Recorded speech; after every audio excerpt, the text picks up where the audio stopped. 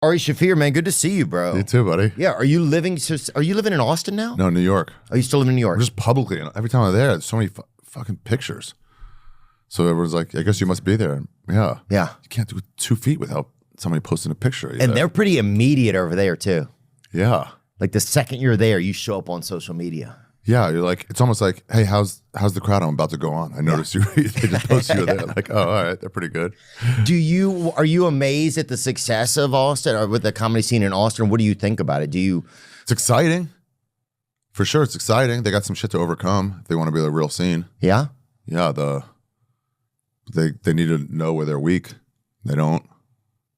Oh, where they're weak, the comedians, you mean? Yeah, there are a lot of like ass kissing there. It's like, we're great, and you really got to focus on why we're terrible. Self-hating was always drive you better than celebration.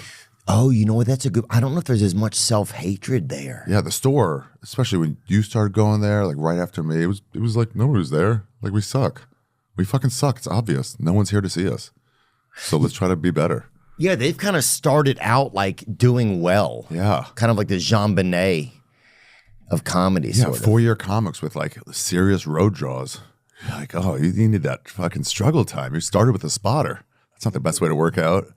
I didn't even really think about that. Yeah, but it's still exciting. It's a new burgeoning scene, and that's pretty exciting. You know, there's no Hollywood there to fuck it up, to like shift people away from what they're doing. So they're really just concentrating on jokes. Yeah.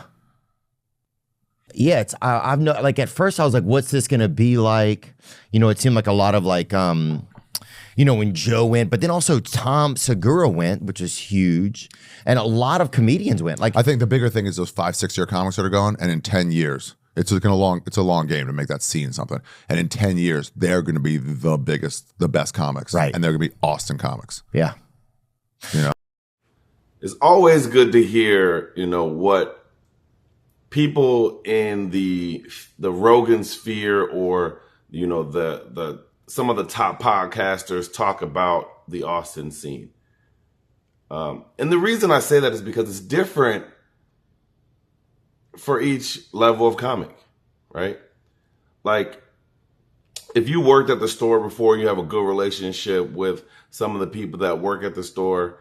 And when you come into town, of course it's going to be great, right? Because you're going to get spots. You're going to be you're just going to get opportunities.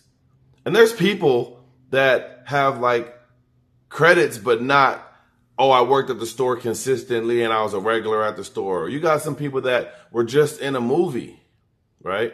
Or you got some people that were just on a popular television show that deals with comedy. And when you come into town, it's like the red carpet is rolled out. And I don't know if that's because they're talented or because of the possible draw or to put them in the group with other semi-popular individuals. But, for Ari and Theo, absolutely it's a great time because you come in, you hit all the major clubs and you get all the really good spots. And then you pack up and you get the fuck up out of here. But there's some comics that come in and don't get that same type of love that are on their level, if not bigger.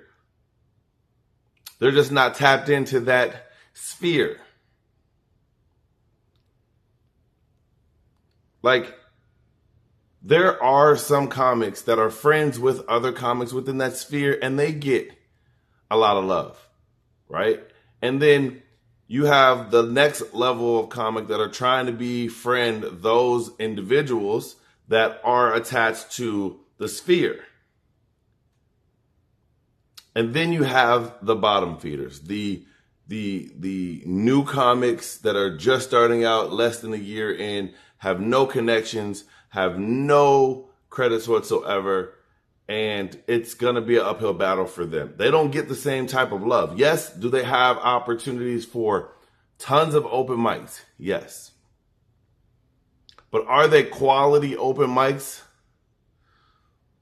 Depends on what quality it is for you, right? I've been doing comedy for 7 years.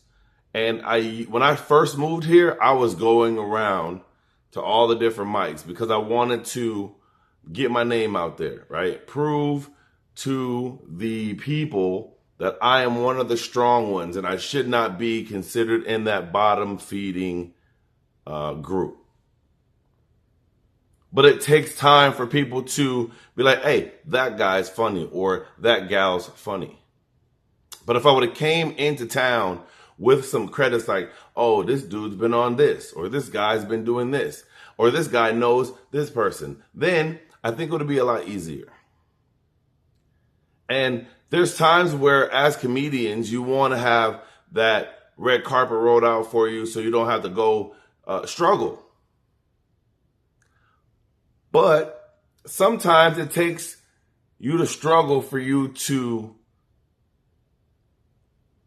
appreciate the opportunities that you do get.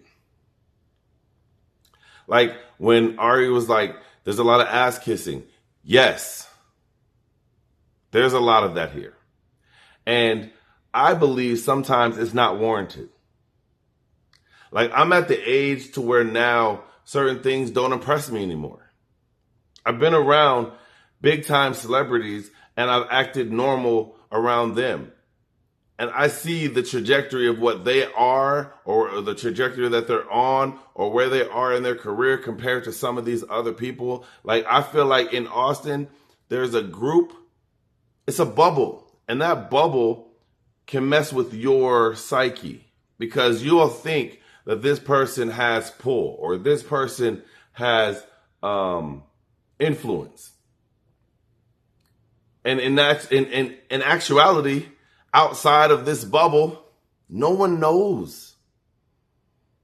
No one knows them, right?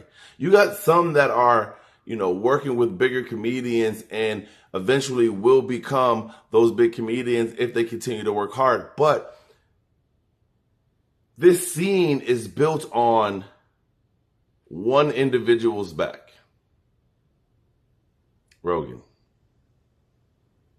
And being that Rogan was an outcast at some point in LA, moving out here and creating his own bubble is beneficial for the new coming comics.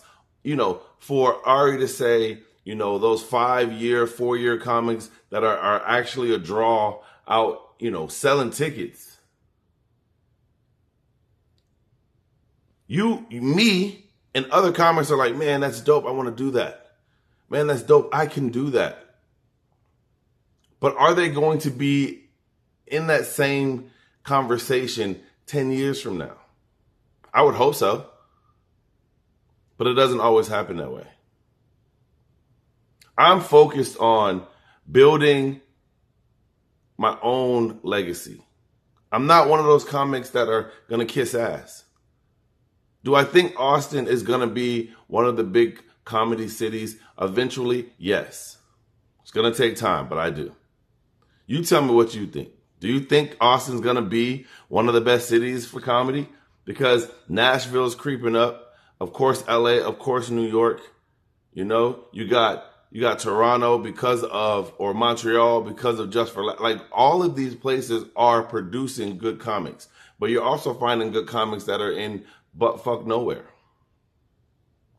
I would just say, in my opinion, I moved here simply for the opportunity because I knew it was the Wild Wild West. And yet I had to go outside of Austin to find my niche. So you tell me what you should do. Should you come here? Do you think this is going to be one of the biggest places for comedy at some point? Or do you think it's a fad and it's going to die out? Put it in the comments.